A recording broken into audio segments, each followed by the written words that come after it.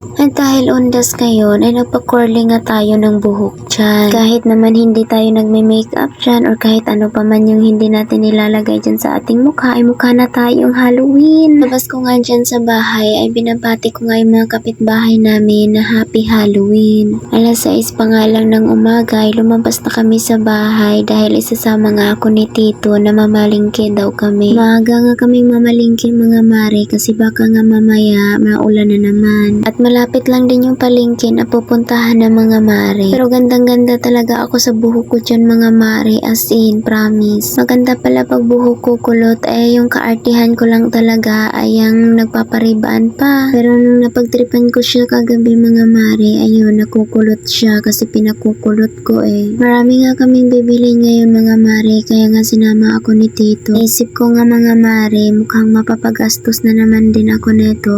Kaya habang naglalakad ako mga mare, ito naman si Tito ang bagal-bagal kasi ba naman ikapagdaldalan pa kay kumpare niya. Anyway mga mare, pag ganitong undas talaga mare, namimiss ko lang talaga yung buhay sa probinsya. Kasi hindi mo na kailangan gumastos pa ng malaki para lang makabili ng kung ano-ano pa dyan panghanda sa undas. Sobrang saya din doon mga mare kasi magkakasama yung buong pamilya at magkakamag-anak. Kaya naisip ko mga mare na gusto ko rin yung makasama yung pamilya ko sa ganito. Siyempre yung sabay-sabay din naming dadalawin yung aming mga kamag-anak doon sa kanilang puntod. Pero ngayon mga mare, hindi ko sila madadalaw dahil nga nandito ako sa malayo. Sa palagay ko'y sapat naman din yun kapag ipagtiri ko sila ng kandila. Siyempre ipagtiri ko na din yung mga kapitbahay namin chismosa mga mare. At siyempre mga mare, kapag kaundas, hindi talaga nawawala yung biko mga mare. Yun yung pinaka-special recipe kapag kaundas. At bumili na rin kami ng karne dyan mga mare, pero nakakalula talaga yung presyo mga mare. Dahil minsan lang to mga mare, kaya ginagrab na namin to mga mare kahit mahal. At bumili na rin ako nito ng bihon mga mare kasi magpapansit nga kami ngayon. Bumili na rin ako ng spaghetti sauce mga mare para sa ating spaghetti mamaya. Dahil mabigat-bigat din yung